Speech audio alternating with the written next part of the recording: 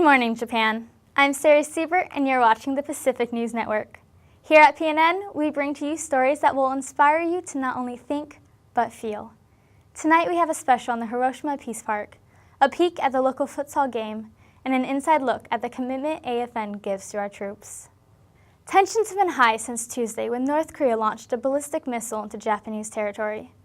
Our first special comes to us from out in Hiroshima, where field reporter Emma Sheedy has more on the story. Even the rain cannot put out the flame at the Hiroshima Peace Park. 72 years later, people still are drawn to the site. In most places you'd have it called a war memorial or something along those lines. Here they choose to call it a peace memorial, and I think they have a very different idea of how they look at the event. In the devastation that followed, an unlikely friendship emerged between our two countries. After the bombing, which was horrific, Japan had to pick up the pieces, and it radically shifted them as a country. You do feel a little bit eerie. I guess it's inspiring to see the Children's Memorial and the 1,000 Cranes and the initiatives that people have put forth to kind of educate people and try and push the idea of peace and the elimination of nuclear weapons. Now with threats from North Korea, people here in Hiroshima are concerned with history repeating itself. After the bombing, it progressed in the best way possible to maintain a positive relationship between the two countries. North Korea just wants to go to war with us. We will never want to go to war. We do not ever want to go to war. Emma Sheedy from PNN, signing off. Fortunately, the alliance between Japan and America proves to be as strong as ever, as President Trump continues to take an aggressive stance towards North Korea. And now, for a short break. When we return, we'll take a look at this week's futsal game. The city of Hiroshima has a lot of history to offer. One of the most popular places to visit is the Hiroshima Peace Park.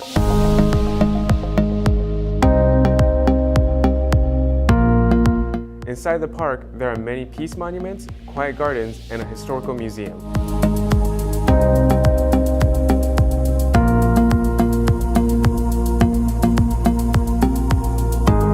The park itself is free for all to enjoy.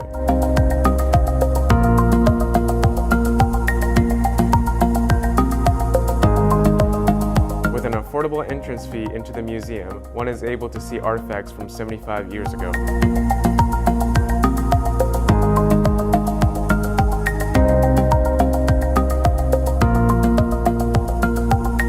Please visit and enjoy your stay.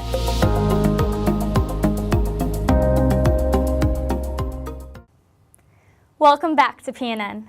Today's sports covers the intense futsal game between the Orient Tigers and the Japanese Defense Force. They played Wednesday night at the MC Perry High School field, where players of both teams showed their drive and passion as they fought through the cold and rain. Let's go back to our field reporter Emma Sheedy as she interviews player number 17. The Orient Tigers and JMSDF football teams challenged each other in a friendly match Wednesday night. Well, everywhere else in the world we call it small goal, literally, because it's a small goal. And it takes a lot more technical work than actual physical play. Both teams showed their drive and passion for the game, sticking it out through the cold, rainy night. As far as working out the bugs and some of the kinks that we have in the off-season, this is one of the best opportunities for us to see where everybody's at and try to make them more, I guess, competent later on.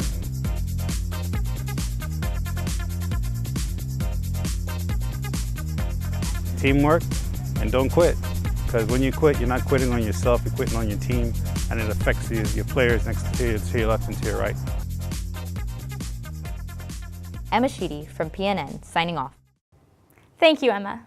The Armed Forces Network, also known as AFN, is an important part of our military. Not only do they support the troops, but they improve the morale of the service members living overseas. Here's an inside look at the dedication that these men and women give to their fellow troops. AFN is an important part of the military community that is reliable in the most dire situations.